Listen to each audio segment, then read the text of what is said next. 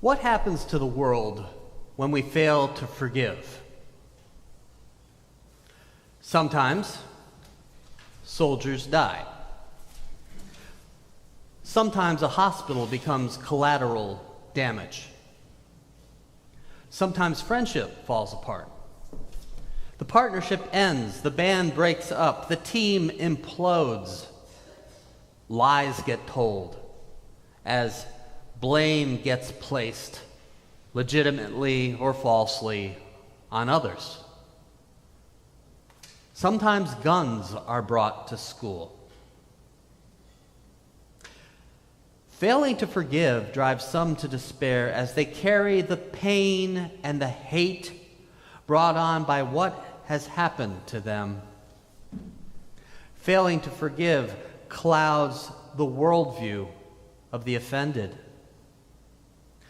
Failing to forgive so often assures that someone will try to settle the score, assuring that someone else will try to settle it back, assuring it will simply never really get settled.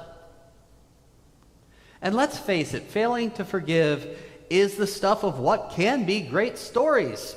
Stories of revenge. My name is Inigo Montoya. You killed my father. But those stories, they aren't real life.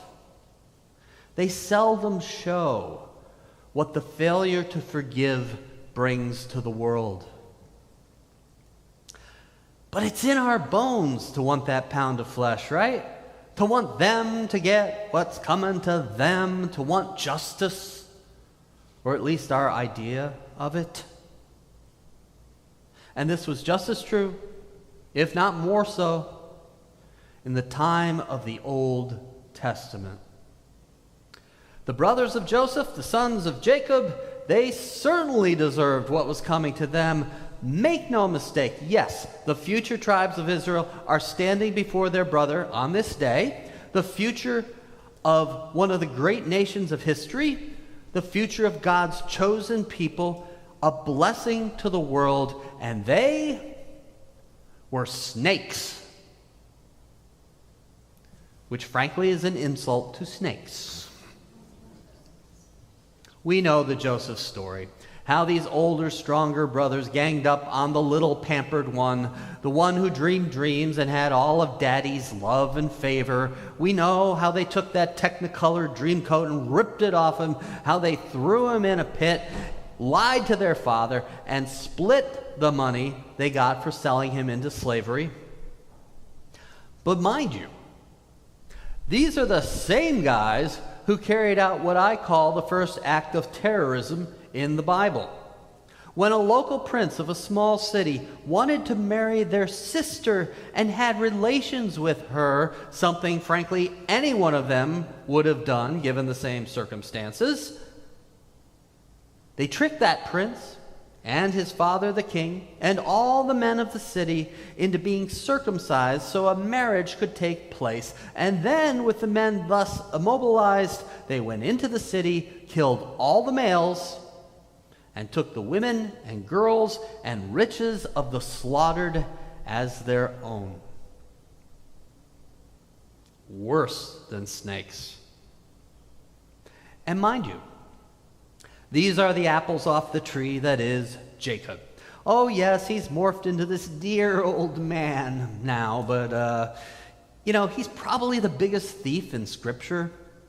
Jacob stole from his brother, remember Esau, from his father Isaac, and from his equally deceitful uncle Laban. To know Jacob was to get your pocket picked. They were all snakes, caught in the pit of a famine Joseph had saved Egypt from by interpreting Pharaoh's dreams. And as for the brothers, these brothers saved their beloved, or rather his beloved brother Benjamin. He could have killed them all, taken their little ones as his own, and all he cared to take, human and otherwise, in a bloodbath of ancient justice. A bloodbath no one would have questioned if they noticed. They sold him. They brought grief upon their father's house. No one would have questioned this pound of flesh, even as they come to him with this flimsy lie, Dad said not to hurt us. Like Dad was ever a man of his word. But he didn't. Joseph didn't. Instead, he just says, God meant it for good. And God did.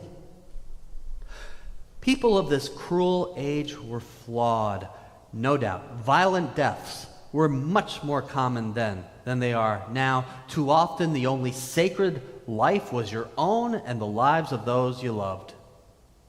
Yet God chose to act through this incredibly flawed bunch and their incredibly flawed father for good, for the eventual good of the world. And what I think we fail to appreciate about this story is that while God indeed set it up for good, Joseph would have destroyed it if he had failed to put God first. The problem with having an Old Testament, as wonderful as it is we can find within it a justification to act in almost any way.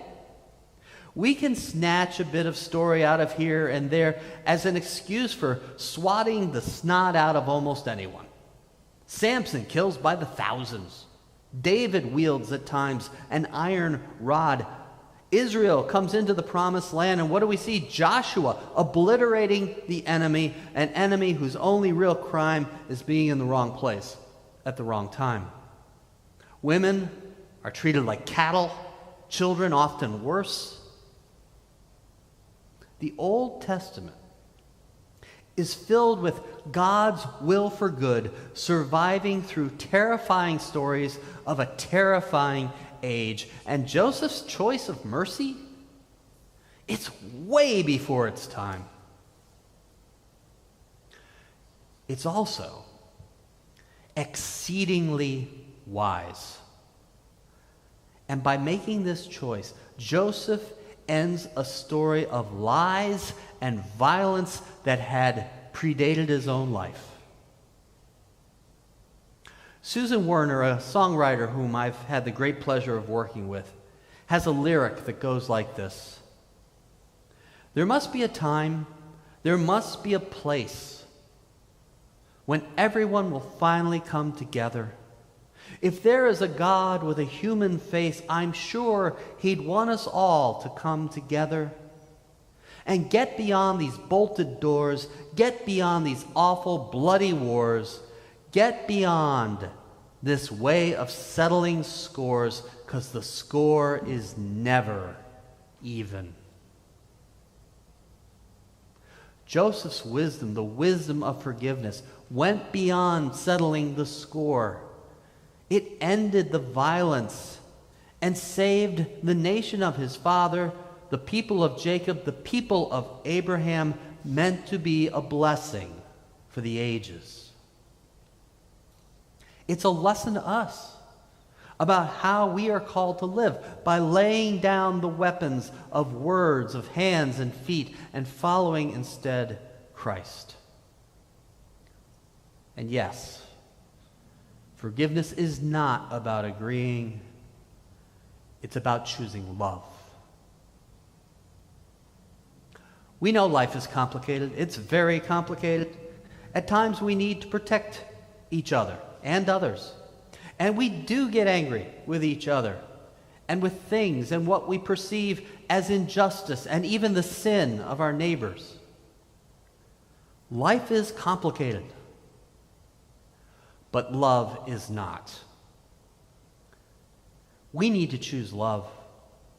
We need to choose forgiveness for our neighbor, for each other, for ourselves.